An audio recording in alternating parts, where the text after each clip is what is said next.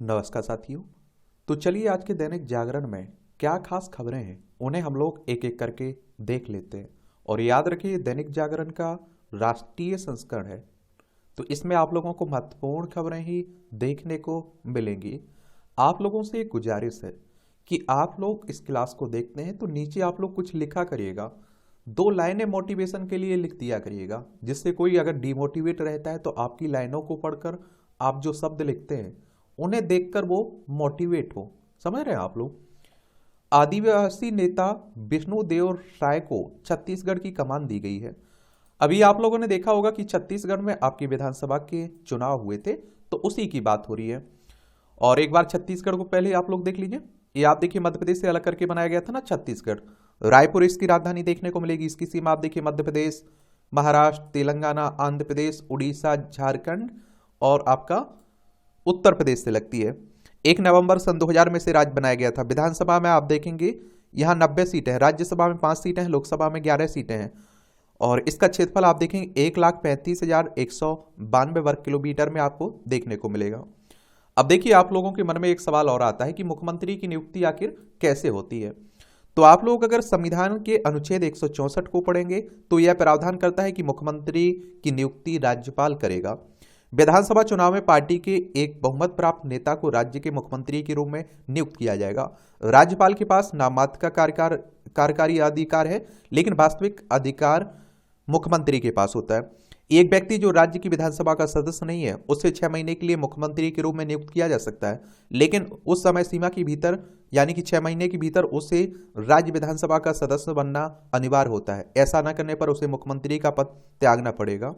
और मुख्यमंत्री का कार्यकाल निश्चित नहीं होता है, वह राज्यपाल के पश्चात पर्यंत पद धारण करता है। राज्यपाल द्वारा उसे तब तक बर्खास्त नहीं किया जा सकता है जब तक कि विधानसभा में बहुमत प्राप्त होता है। और यदि वह विधानसभा में बहुमत खो देता है तो उसे त्यागपत्र दे देना चाहिए, अन्यथा राज्यपाल उसे बर्खास्त कर देता है। कल मुख्यमंत्री के पद पर एक क्लास भी हम लोगों ने ली हुई थी, तो उसे भी आप लोग देख सकते हैं। तो ये आप देखिए 4 बार के सांसद रहे साय को भाजपा के विधायकों ने चुना अपना नेता। राज्यपाल विश्वभूषण हरिचंदन ने नियुक्त किया मुख्यमंत्री। तो ये सब आप लोग देखते रहिए।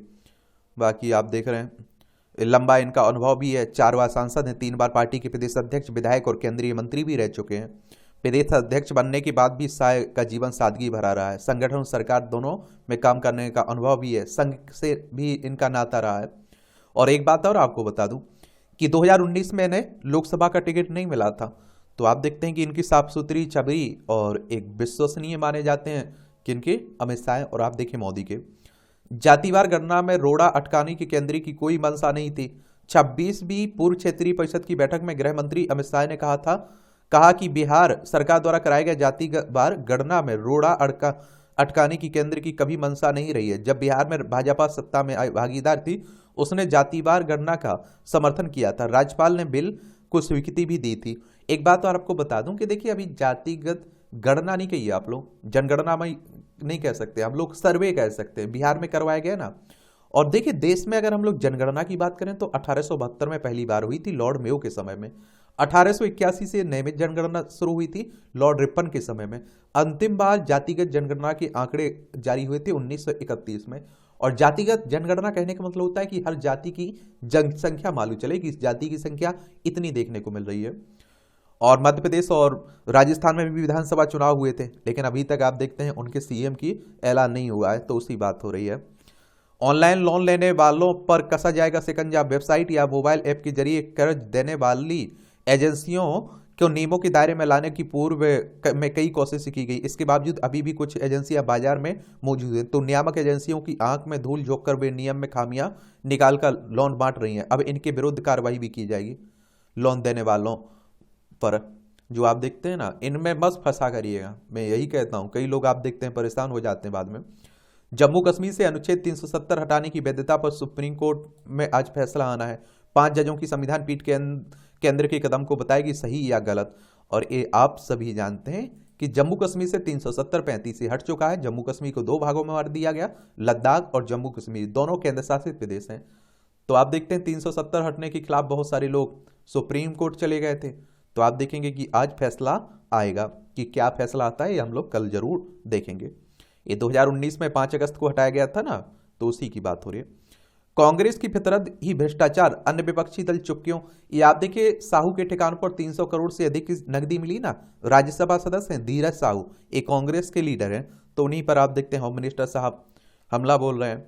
मायावती आप देखते हैं कि उत्तर प्रदेश में की मुख्यमंत्री रही हैं और उत्तर प्रदेश में इनका जनाधार अच्छा है। कई राज्यों में आप देखते हैं कि इनकी पार्टी को अच्छे खासे वोट मिलते हैं, बीएसपी, और इनका उत्तराधिकारी आकाश आनंद को बना दिया गया है।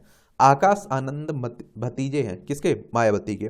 और बीएसपी का चुनाव चिन्ह आप देखते हैं कि हाथी है, और कांसीराम ने इसकी स्थापना की थी 14 अप्रैल 1984 में, और कांसीराम ने अपना उत्तराधिकारी बनाया था मायावती को, और मायावती ने अपना उत्तराधिकार बना दिया है किसे? किसे बना दिया? आकाश आनंद को। और आप देखेंगे कि 2 वर्ष बाद, यानी कि आप देखेंगे कि यहाँ बसपा संस्थापक कांसीराम ने 15 दिसंबर 2001 को लखनऊ में एक रैली में मायावती को अपना राजनीतिक उत्तराधिकारी घोषित किया था। 2 वर्ष बाद 18 सितंबर 2003 को मायावती पार्टी की राष्ट्रीय अध्यक्ष बन गई थी।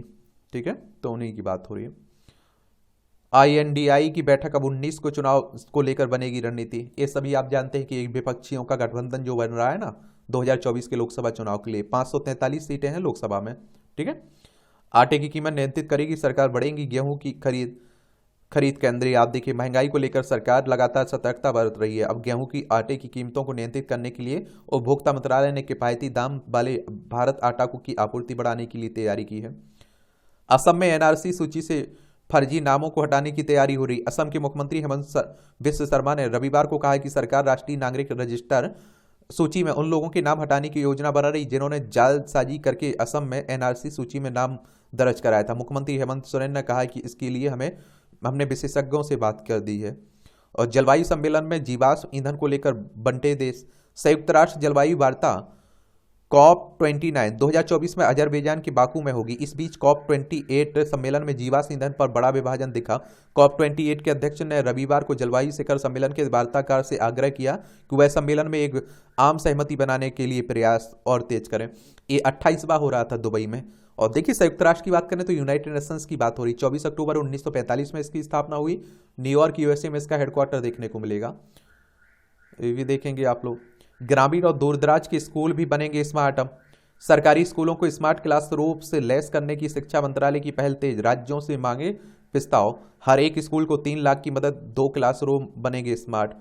और अध्ययन, ऑनलाइन पढ़ाई की अध्ययन सामग्री भी मुहैया कराई जाएगी। BSNL ने से करार। शिक्षा मंत्रालय ने प्रत्येक सरकारी स्कूलों तक बिजली पहुंचाने के लिए भी कहा है, और शिक्षकों को मिलेगा प्रशिक्षण भी। अच्छी पहल है, आप देखेंगे इस तरह की पहल होनी भी चाहिए। ये आपकी राष्ट्रीय राजधानी से जुड़ी खबरें हैं, ये भी देख लिया करिएगा आप लोग।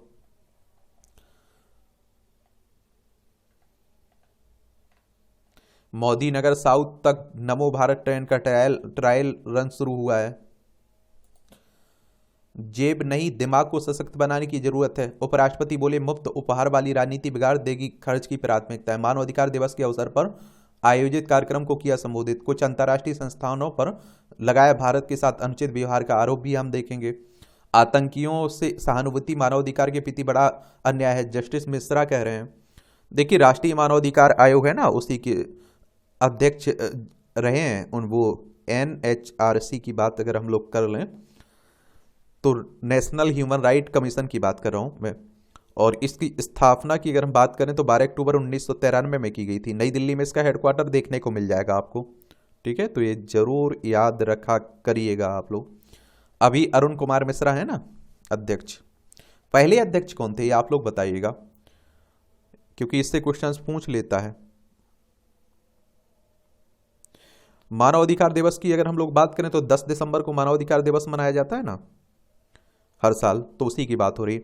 भारत में 28 सितंबर 1993 से मानवाधिकार कानून अमल में लाया गया था, और 12 अक्टूबर 1993 को राष्ट्रीय मानवाधिकार आयोग का गठन हुआ था। लेकिन संयुक्त राष्ट्र महासभा द्वारा 10 दिसंबर 1948 को घोषणा पद को मान्यता दिए जाने पर 10 दिसंबर का दिन मानवाधिकार दिवस के लिए निश्चित किया गया था।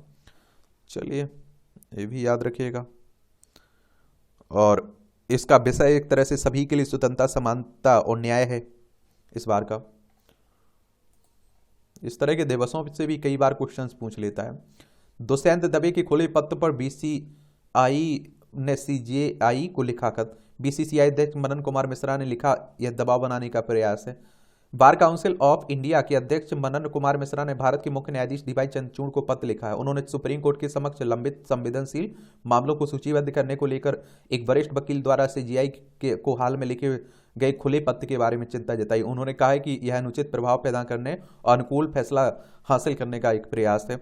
और सुप्रीम कोर्ट की बात करें तो हमारी सर्वोच्च अदालत है, संविधान के अनुच्छेद 124 के तहत इसकी स्थापना की बात की गई है और 28 जनवरी 1950 में स्थापना हुई थी। भारत दक्षिण कोरिया संबंधों को पीएम ने बताया बढ़ती साझेदारी की यात्रा। ओमान के सुल्तान हैथम बिन तारिक इस सप्ताह आएंगे भारत। भारत को विकसित राष्ट्र बनाने को युवाओं से सुझाव मांगेगी सरकार। विश्वविद्यालयों और अन्य शैक्षणिक संस्थानों के माध्यम से संचालित किया जाएगा अभियान। नीति आयोग के मुख्य कार्यपालक अधिकारी कह रहे हैं, BVR सुब्रमण्यम कह रहे हैं। नीति आयोग की बात करें तो आप देखिए 2015 में आया था ना योजना आयोग को विधि स्थापित करके, तो उसी की बात हो रही। CDS general Anil Chauhan Japan दौरे पर गए हुए हैं। चीफ ऑफ डिफेंस स्टाफ की बात हो रही है। केंद्रीय विश्वविद्यालयों में भरे गए 80% पद वर्षों से थे खाली। शिक्षा मंत्रालय ने मिशन मोड में अभियान चलाकर खाली पदों को भरा है। भरे गए शिक्षकों के आधे से ज्यादा पद OBC SC और ST वर्ग के हैं। ये भी देखिए। नाल एयरवेज पर स्वदेशी LCA मार्क 1 की पहली टुकड़ी तैनाती। HAL फरवरी मार्च तक वायुसेना को पहला विमान सौंप देगा। ऐसे में 83 विमान निर्माणाधीन और 97 और विमानों को सरकार की मंजूरी बात हो रही। 90 हल्के युद्ध हेलीकॉप्टर सेना को सौंपे जाएंगे। स्वदेशी विमान ही होंगे, वायुसेना में भी शामिल। ये सब आप जानते हैं कि अगर हमारे पड़ोसी पाकिस्तान चाइना जैसे हों तो हमें अपनी सुरक्षा पर ध्यान देना ही होगा। अब आप देखिए राजनीति की खबरें खूब चल रही हैं, देखते हैं, अंदाजा लगाते रहते हैं ना कि हाँ ये मुख्यमंत्री बनेगा, वो मुख्यमंत्री बनेगा। हम लोग तो आपसे कहते हैं कि जब अपने आप मालूम चल जाएगा, जब घोषणा होगी तो सामने ही होगा। तो वो यही हाल है कि आप लोग मस्त रहा करिएगा।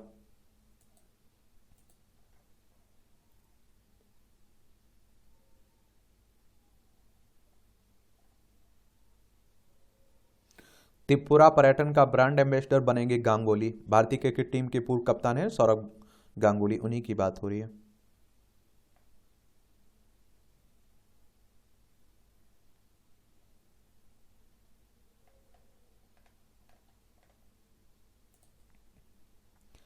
सिंह द्वार से प्रवेश करते ही होंगे रामलला के दर्शन।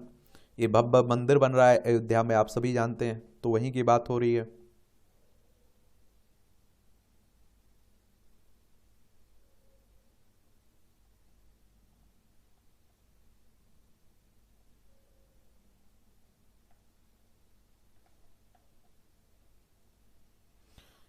ये आप देखिए जाति भाषा क्षेत्रवाद से ऊपर राष्ट्रीयता का संदेश लेकर जाएंगे युवा।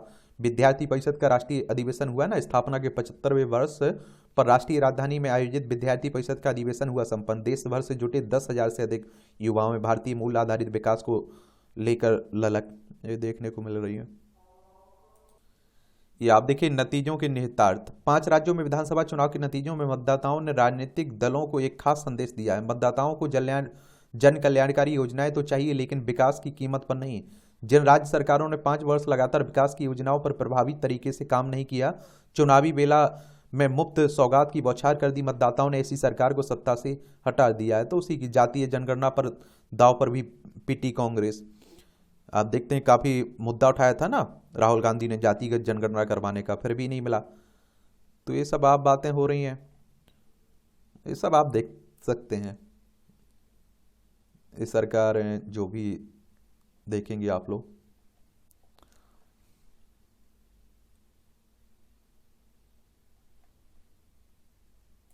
तो सबसे ज्यादा महत्वपूर्ण रहता है आपके लिए एडिटोरियल पार्ट, संपादकीय पार्ट। ये आपको प्रीलिम्स में, मुख्य परीक्षा में, इंटरव्यू में हर जगह मदद पहुंचाते हैं। एक सामान्य जानकारी भी यहां से आपको मिलती है। मतदाताओं की परिपक्वता किस तरह से, ये आप देखिए राजस्थान, मध्य प्रदेश, छत्तीसगढ़ के चुनाव नतीजे यही दर्शाते हैं कि यहां मतदाताओं ने तत्कालिक लाभ का लोभ छोड़कर उससे परे जाकर मतदान किया है। और इसका अर्थ है कि अस्थायी या तत्कालिक फायदों से जुड़े वादों के दम पर मतदाताओं को बहुत ज्यादा प्रभावित नहीं किया जा सकता है। और आप देखिए इसके बजाय मतदाता दूरगामी लाभ और नीतिगत निरंतरता को प्राथमिकता देते हुए प्रतीत होते हैं।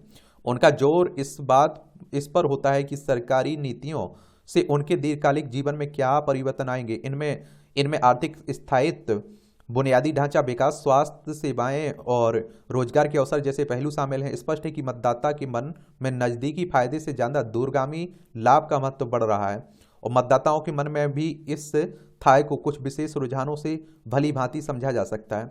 वित्त वर्ष 2020-21 की आर्थिक समीक्षा में भारत सरकार की एक महत्वपूर्ण पहल से जुड़ा रुझान इसे समझने के दृष्टिकोण से उपयोगी हो सकता है। यह पहल आवश्यक सेवाओं तक सार्वभौमिक पहुंच से जुड़ी है। यह पहल बियर नेसेसिटीज इंडेक्स यानी कि BNI का एक व्यापक ढांचा है, जिसमें आप देखेंगे जल, स्वच्छता, आवास और सूक्ष्म पर्यावरण और अन्य आधारभूत सेवाओं से जुड़े 5 प्रमुख क्षेत्रों के 26 संकेतकों का समावेश है। BNI असल में आधारभूत बुनियादी सुविधाएं प्रदान करने में राष्ट्र की प्रगति को आंकने पर का एक पैमाना होने के साथ ही अपने नागरिकों का जीवन स्तर सुधारने में सरकार की प्रतिबद्धता का भी परिचायक है। BNI के अनुसार वर्ष 2012 से 2018 के बीच की अवधि में स्वच्छ भारत अभियान, राष्ट्रीय ग्रामीण पेयजल कार्यक्रम, प्रधानमंत्री आवास योजना, सौभाग्य और उज्ज्वला योजना जैसे सरकारी कार्यक्रमों की जबरदस्त सफलता सामने आई है। बुनियादी सुविधाओं के मामले में राजस्थान, मध्य प्रदेश और छत्तीसगढ़ में खासी प्रगति हुई है। इन राज्यों में भाजपा की जीत में इस पहलू की भी एक प्रभावी भूमिका सामने आई है।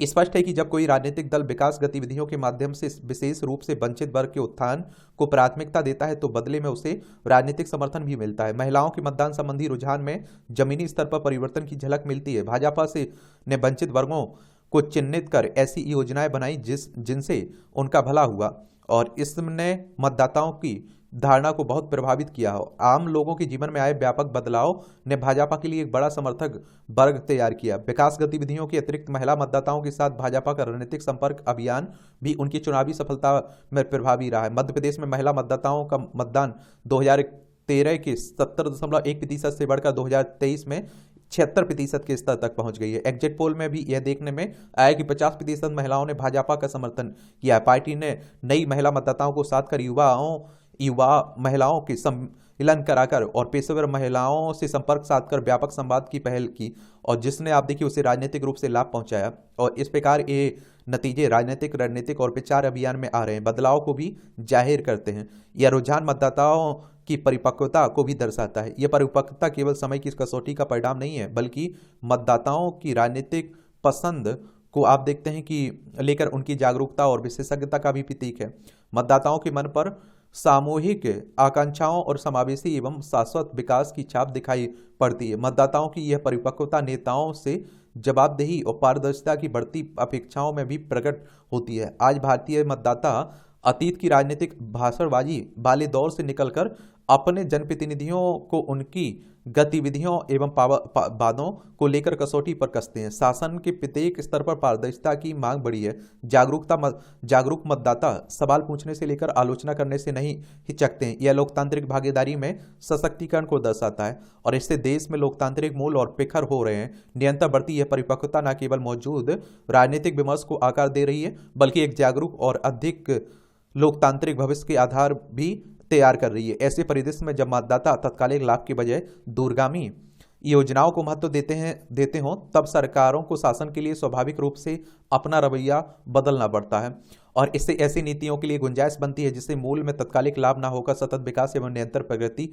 हो। यह दृष्टिकोण धरातल पर सेवाओं तक पहुंचाने में महत्वपूर्ण भूमिका निभाता है। इससे सुनिश्चित होता है कि सरकारी लाभ दूर दराज के लोगों और समाज के वंचित वर्गों तक पहुंच सके। भारत ने भौतिक और डिजिटल दोनों स्तर पर जबरदस्त बुनियादी ढांचा विकसित किया। प्रत्यक्ष नकदी अंतरण यानी कि DBT और UPI से जीवन में क्रांतिकारी परिवर्तन आए।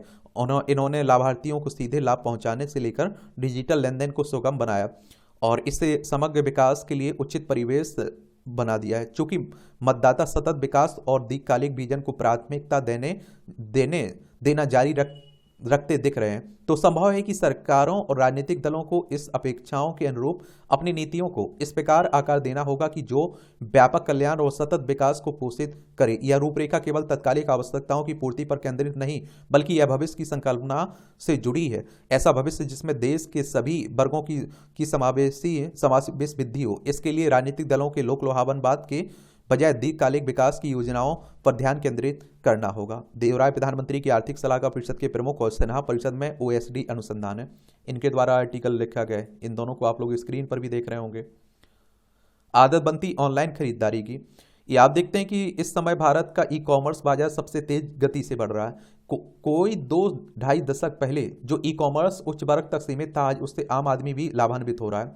ऑनलाइन उत्पादों के कैटलॉग चेक करके मनपसंद वस्तुओं को की एक क्लिक पर वापसी की सुविधा के साथ घर के दरवाजे पर डिलीवरी का चमकीला लाभप्रद बाजार ई कॉमर्स की देन है। भारत में ई कॉमर्स बाजार का जो आकार 2010 में $1 अरब से भी कम था, वह वर्ष 2022 में करीब 74.8 अरब डॉलर के स्तर पर पहुंच गया है। केंद्रीय वित्त मंत्रालय के अनुसार वर्ष 2026 तक इसका आकार 163 अरब डॉलर तक पहुंच सकता है।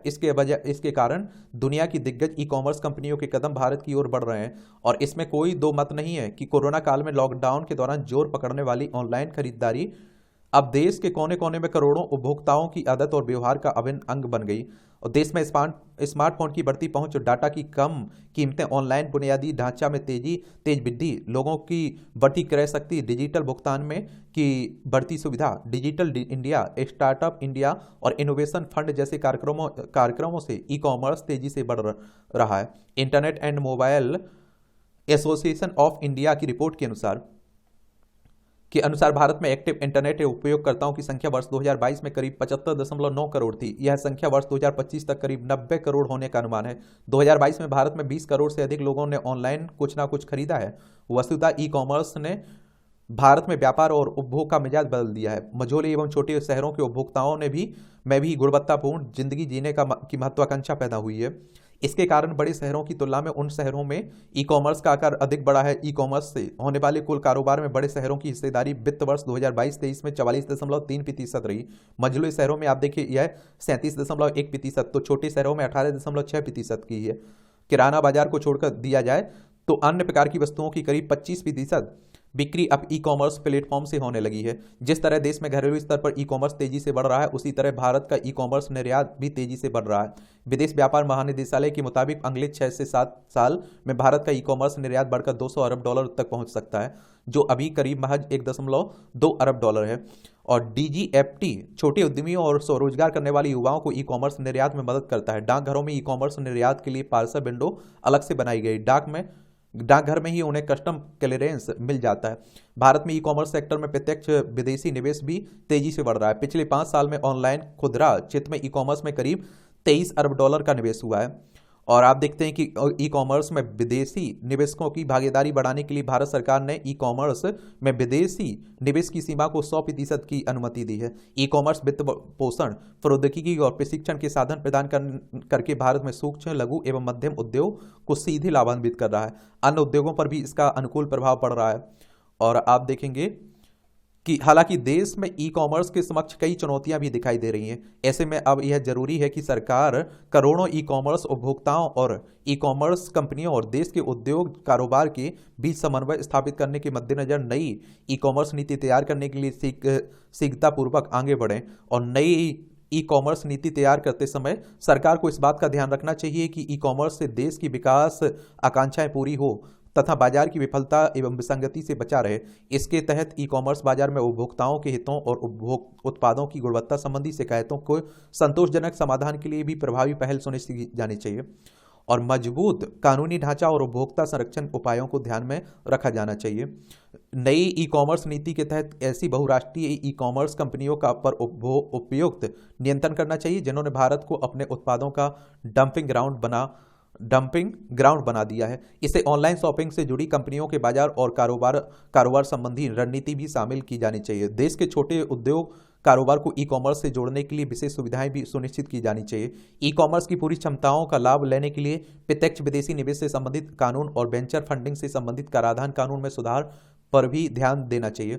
उम्मीद करें कि सरकार शीघ्रतापूर्वक ऐसी नई ई कॉमर्स नीति को मूर्त रूप देगी जिससे ई कॉमर्स के उपभोक्ता संबंधित उद्योग कारोबार सेक्टर एवं कंपनियों के हितों का उपयुक्त समन्वय हो सकेगा। ऐसे में जहां लक्ष्य के अनुरूप देश का ई कॉमर्स बाजार वर्ष 2030 तक बढ़कर 350 अरब डॉलर की ऊंचाई को छूता हुआ दिखाई दे सकेगा। वहीं 2034 तक भारत अमेरिका को पीछे छोड़कर दुनिया का दूसरा सबसे बड़ा ई कॉमर्स बाजार बन सकता है। इन सब के साथ साथ नई ई कॉमर्स नीति से देश को वर्ष 2047 तक विकसित राज्य बनाने की डगर पर आगे बढ़ाया जा सकेगा। लेखक Acropolis institute of management studies and research Indore के निदेशक हैं डॉक्टर जयंती लाल भंडारी। इनके द्वारा यह आर्टिकल लिखा गया है। आवरण, आवरण का शाब्दिक अर्थ है ढक लेना। किसी तरह का आवरण होने पर वस्तु छुप जाती है अथवा सभी की पहुंच से दूर हो जाती है। अब यदि यह आवरण बुराइयों पर पड़ा तो कहीं ना कहीं सकारात्मक उद्देश्य की सिद्धि होती है। एक कॉलम अच्छा इंटरेस्टिंग लिखा जाता है, देख लिया करिएगा। ये आप देखिए विचित्र रवैया। अनुच्छेद 370 पर सुप्रीम कोर्ट के निर्णय की प्रतीक्षा केवल जम्मू कश्मीर को नहीं बल्कि पूरे देश को है। इस फैसले पर दुनिया की निगाहें भी लगी हुई हैं। किसी के लिए यह कहना कठिन है कि सुप्रीम कोर्ट 4 साल पहले केंद्र सरकार की ओर से जम्मू कश्मीर से अनुच्छेद 370-35 को हटाने के फैसले पर किस निष्कर्ष पर पहुंचेगा। लेकिन इसमें कोई संदेह नहीं है कि ये दोनों अनुच्छेद विभाजनकारी प्रकृति के थे और जम्मू कश्मीर को राष्ट्र की मुख्यधारा में सम्मिलित करने में बाधक भी थे। अनुच्छेद 370 के कारण ही जम्मू कश्मीर के एक वर्ग में यह भावना पनपी कि भारत में इस राज्य की एक अलग विशिष्ट स्थिति है। इस भावना ने पहले आतंकवाद को जन्म दिया और फिर आतंकवाद को, अलगाववाद को, फिर आप देखते हैं आतंकवाद को। इसकी अनदेखी नहीं की जा सकती कि अनुच्छेद 370 को हटाए जाने के बाद से जम्मू कश्मीर में बहुत कुछ सकारात्मक बदलाव हुआ है। जम्मू कश्मीर में असर रखने वाले राजनीतिक दल कुछ भी दावा करें, वे पिछले 4 वर्षों में आए परिवर्तन को ओझल नहीं कर सकते। तथ्य यह है कि अनुच्छेद 370 की समाप्ति के बाद जम्मू कश्मीर का शेष देश के साथ पूरी तरह एकीकरण हो गया है। अब आप देखिए वो सभी कानून यहाँ भी लागू होंगे जम्मू कश्मीर में, बाकी राज्यों में जो लागू होते हैं। जम्मू कश्मीर आधारित राजनीतिक दल और विशेष रूप से महबूबा मुफ्ती की पीपुल्स डेमोक्रेटिक पार्टी की ओर से यह जो माहौल बनाया जा रहा है कि यदि सुप्रीम कोर्ट का निर्णय उनके पक्ष में नहीं आता तो अच्छा नहीं होगा, वह एक तरह से शीर्ष अदालत पर दबाव बनाने का रवैया भी है। और आप देखते हैं कि ये तो तब भी कहती थी कि खून की नदियां बह जाएंगी, ये हो जाएगा जब 370 हटेगा। सब कुछ हो गया, कुछ नहीं हुआ। और दबाव बनाने वाला रवैया, उनकी धमकी भरी भाषा विचित्र है और माहौल खराब करने की कोशिश है। यह कुछ और नहीं, ऐसे दलों की हताशा और खींच भी है। यदि उन्हें लगता है कि गड़े मुर्दे उखाड़कर या लोगों की बरगलाकर वे कुछ हासिल कर सकते हैं तो उनकी ये भूल है। ऐसे ही रवैये का परिचय तब भी दिया जाता था जब कभी भाजपा की ओर से कहा जाता था कि अवसर आने पर वह संविधान के विभाजनकारी अनुच्छेद को हटाने का काम करेगी। अनुच्छेद 370 की बहाली की आस लगाए दलों को यह समझना होगा कि इस प्रावधान की वापसी की आशा करना एक तरह से दिया सपन है। इसके आसार लगातार कम होते दिख रहे हैं। इस मुद्दे को लेकर कश्मीर की जनता को उकसाया जा सकता है क्योंकि वहां के लोग इस नतीजे पर पहुंचे कि इस संवैधानिक प्रावधान से उन्हें कुछ भी हासिल नहीं हुआ।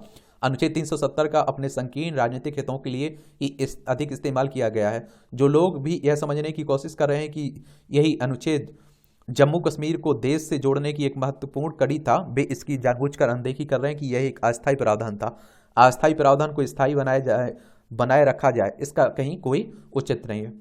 वेडिंग डेस्टिनेशन, उत्तराखंड देश विदेश में पर्यटन और पर्यटन को लेकर जाना जाता है, लेकिन भविष्य में यह अपनी एक नई पहचान गढ़ ले तो आश्चर्य नहीं होगा। यह है वेडिंग डेस्टिनेशन, यानी एक ऐसा राज्य जहां लोग अपने परिवार के सदस्यों के विवाह को यादगार बनाने के लिए आए। हाल में संपन्न वैश्विक निवेशक सम्मेलन का उद्घाटन करते हुए प्रधानमंत्री नरेंद्र मोदी ने उत्तराखंड को वेडिंग डेस्टिनेशन के रूप में विकसित करने का मंत्र भी दिया है। और अभी आप देखते हैं कि लोग जाते हैं दूसरे देशों में, तो हमारे देश में भी उस तरह की जगह हैं, जाइए। देसी उत्पादों को मिले वैश्विक पहचान। हाल में प्रधानमंत्री नरेंद्र मोदी ने उत्तराखंड में स्थानीय उत्पादों को वैश्विक स्तर पर पहचान दिलाने के लिए हाउस ऑफ हिमालयज ब्रांड की लॉन्चिंग की है। इसके तहत महिला समूहों के उत्पादों को वैश्विक स्तर पर पहचान मिलने के साथ ही बेहद स्तर पर बाजार उपलब्ध होगा। जल्द ही इन समूहों के अन्य उत्पादों को भी इसमें शामिल करने की योजना है, जिससे उत्तराखंड के सभी उत्पादों को नई पहचान मिलेगी। उल्लेखनीय है कि अभी तक हिमाद्री, हेलायंस, ग्रामश्री समेत तमाम समितियों और स्वयं सहायता समूहों के उत्पाद अलग अलग नामों से बाजार में जाते थे और जिसकी वजह से महिला समूहों को उत्पादों की ब्रांडिंग में दिक्कत आ रही थी। और इसको देखते हुए इस वर्ष फरवरी में मुख्यमंत्री पुष्कर सिंह धामी की कैबिनेट ने प्रदेश के सभी उत्पादों की क्वालिटी, मार्केटिंग एवं ब्रांडिंग के लिए एक समिति का गठन करने का निर्णय लिया था। इस समिति ने इन उत्पादों के लिए umbrella brand house of Himalaya नाम पर मुहर लगाई, जिससे अब उत्तराखंड के सभी उत्पाद इसी ब्रांड के नाम से पहचाने जाएंगे। मोदी सरकार ने महिला उत्थान पर भी विशेष ध्यान दिया है। महिला स्वयं सहायता समूहों से जुड़ी महिलाओं की वार्षिक आय 1 लाख रुपए करने की उद्देश्य से लखपति दीदी योजना की शुरुआत की है। पिछले 9 वर्षों में 7 करोड़ से अधिक महिलाएं स्वयं सहायता समूहों से जुड़ी। इन वर्षों में महिला स्वयं सहायता समूहों ने 6 लाख करोड़ रुपए से अधिक का ऋण प्राप्त किया है। स्वयं सहायता समूह उन महिला उद्यमियों के बीच एक ब्रिज के रूप में कार्य कर रहे हैं जो अपना उद्यम शुरू करना चाहती हैं। महिलाओं को ध्यान में रखकर आरंभ हुई पीएम उज्ज्वला योजना के तहत 10 करोड़ कनेक्शन महिलाओं को दिए गए हैं। जल जीवन मिशन जैसी योजनाओं ने महिलाओं का कायाकल्प किया है। पीएम आवास योजना के तहत बने 3 करोड़ से अधिक घर महिलाओं के नाम पर हैं। जनधन खातों के जरिए वित्तीय तंत्र की मुख्यधारा में महिलाओं को शामिल होने से भी उनमें स्वावलंबन की भावना बढ़ी है।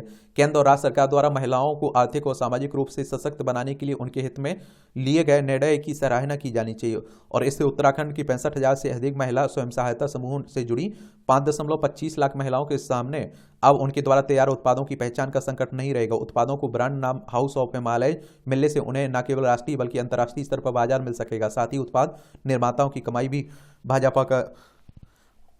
में भी इजाफा होगा। एक बात आप लोगों से और कहता हूं, जब आप लोग आंसर राइटिंग करेंगे वहां आप देखिए महिलाओं के लिए सरकार की तरफ से क्या पहले हैं उन्हें लिखेंगे तो इन सबको उल्लेख कर सकते हैं वहां, आप समझ रहे हैं आप लोग।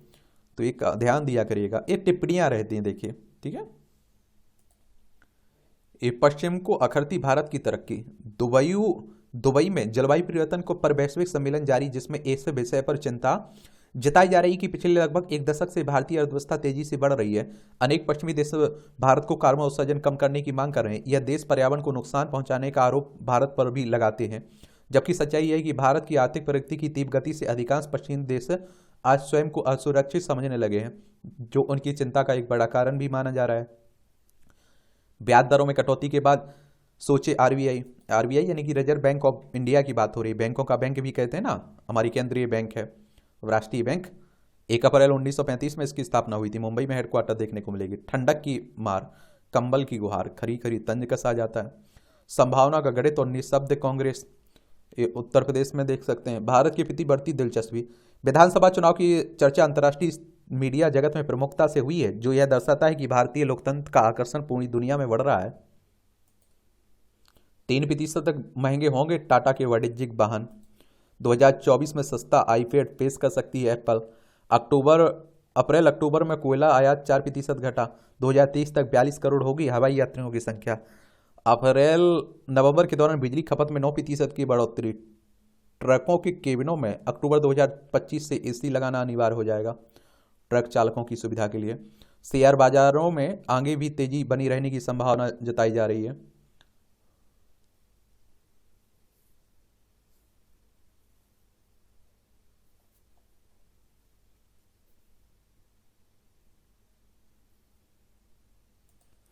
ये आप देखिए COP28 जलवायु सम्मेलन के दौरान रविवार को एक मसौदा दस्तावेज जारी किया गया है।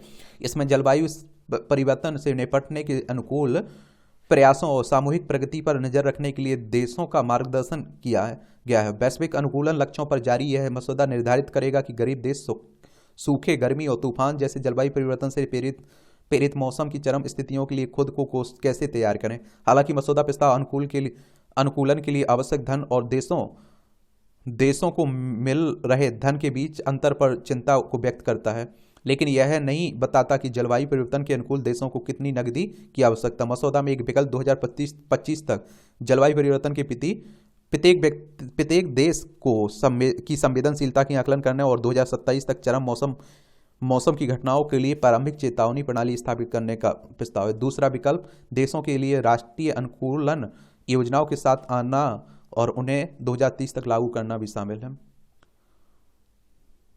उद्योग परिवर्तन की चुनौती अभी भी जारी बनी हुई है।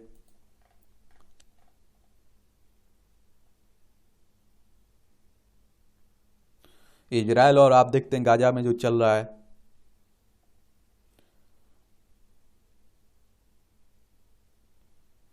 समरकंद विश्वविद्यालय में भारतीय एमबीबीएस छात्रों की संख्या बढ़ी हुई है। ईरान ने महसा अमीनी के परिजनों पर प्रतिबंध लगाया, पुरस्कार लेने नहीं जाने दिया फ्रांस। ईरान की जेल में बंद नरगिस मोहम्मदी के जुड़वा बच्चों ने लिया नोबेल शांति पुरस्कार। मिस्र में राष्ट्रपति पद के लिए मतदान शुरू, अल सीसी की जीत लगभग तय मानी जा रही है। इसमें ये आप सब देखिए, खेल का क्षेत्र है। भारतीय महिला टीम ने इंग्लैंड को तीसरे T20 मैच में हराया। मलकी सिंह बने 6 रेड राष्ट्रीय स्नूकर चैंपियन। तीरंदाजों को 4 पदक। भारतीय तीरंदाजों में मंगलवार को समाप्त हुए ताइपी तीरंदाजी ओपन में 2 स्वर्ण सहित 4 पदक अपने नाम किए हैं। शीर्ष पर रहे निशानेबाज सिद्धू। एशियाई खेलों के पदक विजेता विजय बी सिद्धू पिस्टल स्पर्धा को राष्ट्रीय निशानेबाजी चैंपियन में पुरुषों की 25 मीटर सेंटर फोर पिस्टल स्पर्धा में शीर्ष पर रहे हैं। गोल्फर ओम ने बने विजेता। ओम प्रकाश चौहान चौथे दौर में एक ओवर में 73 का कार्ड खेलने के बावजूद 1 करोड़ रुपए पुरस्कार वाले SSP चौरसिया आमंत्रण गोल्फ टूर्नामेंट को एक शॉट से जीतने में सफल रहे हैं। अश्विनी तनिषा की जोड़ी बनी चैंपियन। ये आप देखिए, अश्विनी पुनप्पा और तनिषा क्रास्टो की भारतीय महिला डबल्स जोड़ी ने रविवार को सुंग सो यून और यू चैन हुई चीनी ताइपी की जोड़ी को सीधे गेम में हराकर गुवाहाटी मास्टर्स बैडमिंटन टूर्नामेंट की ट्रॉफी जीतने में जीती। वेस्टइंडीज ने इंग्लैंड से जीते वनडे सीरीज। एलिसा हिली का विकेट लेना चाहती कास्वी महिला प्रीमियर लीग में। सलाह का 200वां गोल लिवरपूल शीर्ष पर है। आप देखिए 175वां गोल मोहम्मद सलाह ने इंग्लिश प्रीमियर लीग मुकाबले में दागा।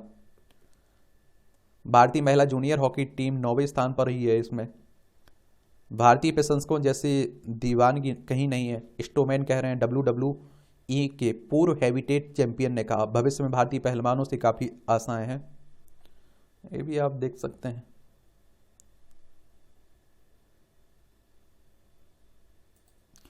इतिहास और जीवन चरित्र की ओर हिंदी उपन्यास पढ़ते हो? उपन्यास के नहीं पढ़ते हो? कोई उपन्यास पढ़ा हो तो बताइए उसका नाम आप लोग।